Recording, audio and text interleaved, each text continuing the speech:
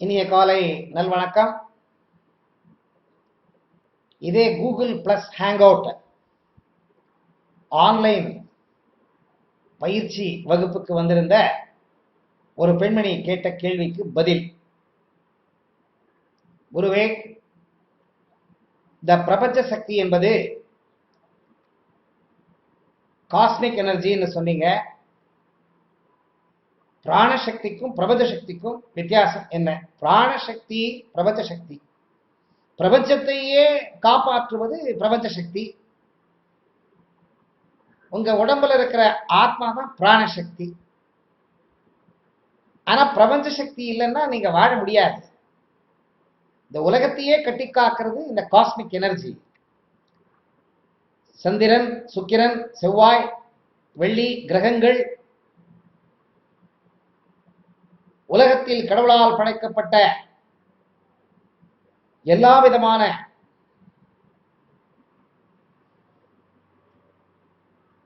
ஜங்கமங்கள், பொருட்கள், உயிருள்ளது உயிரில்லாதது எல்லாமே இந்த பிரபஞ்ச சக்தியினால்தான் இயங்கிக் கொண்டிருக்கின்றது.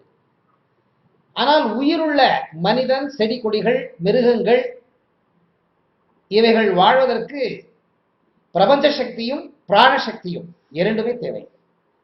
ஸோ இந்த பிரபஞ்ச சக்தி பிராணசக்தியை பத்தி கேட்ட கேள்விக்கு பதில் சொல்லியிருக்கேன். அடுத்து அவங்க கேட்ட கேள்வி, தியானம் செய்யும் பொழுதும் தூங்கும் பொழுதும் இந்த பிரபஞ்ச சக்தி பிரம்மரந்தம் மூலியமாக நம்ம உடம்புக்குள்ள அபரிதமா போகுது அப்படின்னு நீங்க சில வீடியோல சொல்லியிருக்கீங்க. தியானம் செய்யும் பொழுது, அது ஆல்பா தியானமோ ஆன்மீக தியானமோ செய்யும் பொழுது நிறைய தாட்ஸ் வருது. இந்த தாட்ஸ் அப்பப்போ வந்து அப்ஸ்ட்ரக்ட் பண்றதுனால இந்த பிரபஞ்ச சக்தி உள்ள போகுமா? தாட்லெஸ் ஸ்டேட் இருந்தாதான் பிரபஞ்ச சக்தி போகும்னு நீங்க சொல்லியிருக்கீங்களே. இந்த தாட்லெஸ் ஸ்டேட் எப்பவோ கொஞ்ச நேரம் தான் கிடைக்குது. ஆனா தாட் இருக்கிறது தான் நிறைய நேரம் இருக்கு. பிரபஞ்ச சக்தி தாட்லெஸ் ஸ்டேட்டை விட்டு நீங்க தியானத்துல 1 மணி நேரம் உட்கார்ந்துருக்கீங்க, அந்த 1 மணி நேரமும் பிரபஞ்ச சக்தி இறங்குமா? இல்ல தாட்லெஸ் ஸ்டேட் ஒரு 5 நிமிஷம் 10 நிமிஷம் தான் கிடைக்குதுன்னா அப்ப மாத்திரம்தான் பிரபஞ்ச சக்தி உடம்புக்கு போகுமா அப்படின்னு கேட்டிருக்காங்க. அருமையான கேள்வி.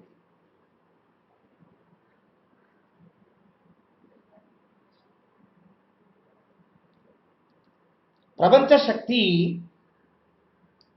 எப்ப உங்களுக்கு கிடைக்காது அப்படின்னு சொன்னா, மன அலைகள் ஒன்றன் பின் ஒன்றாக வந்துகிட்டே இருக்கும். அந்த மன அலைகளோடு ஐம்புலன்கள் இணைக்கப்பட்டிருக்கு.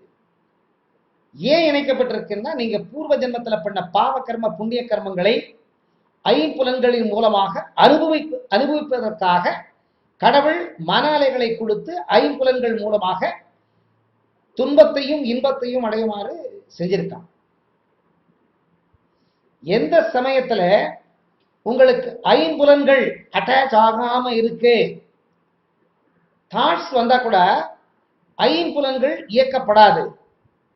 ஐம்புலன்களும் தாட்டும் ரெண்டும் சேர்ந்துதான் இருக்கும், எப்பவுமே இயங்கிட்டு இருக்கும்.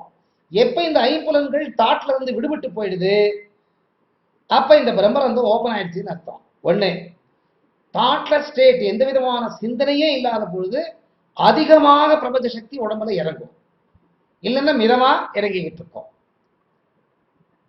நீங்க உட்கார்ந்து இருக்கிற 1 ஹவர்ல ஒரே மாதிரி பிரபஞ்ச சக்தி இறங்காது. அது ஏற்றத்தாழ்வுகள் இருக்கும்.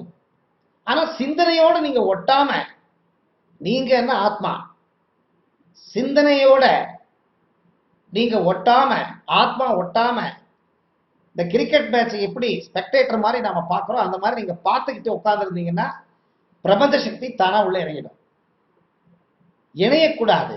இந்த அகம், ஆத்மாங்கிறது அகம். அந்த அகங்காரம் ஐம்புலனோட இணைந்திருக்கிறதுனால சிக்னல் வந்த உடனே அகங்காரம் ஐம்புலனை தூண்டி விட்டு வேலையை செய்ய சொல்லுது. எப்ப அகங்காரம் ஐம்புலன்ல இருந்து விடுபட்டு தன்னந்தனியாக தூரமாக நடக்கக்கூடிய நாடகத்தை பார்த்துக்கிட்டு இருக்கு, அப்ப சம்பந்தம் விடுபடுது. எப்ப அந்த சம்பந்தம் விடுபட்டு போகுது, பிரபஞ்ச சக்தி உள்ள இறங்கும். ஆனா பர்சன்டேஜ் ஆஃப் பிரபஞ்ச சக்தி உள்ள இறங்குறது குறைவா இருந்தா கூட பிரபஞ்ச சக்தி கண்டிப்பாக இறங்கும். ஸோ நீங்க கேட்ட கேள்விக்கு பதில் சொல்லியிருப்பேன் நினைக்கின்றேன். நன்றி.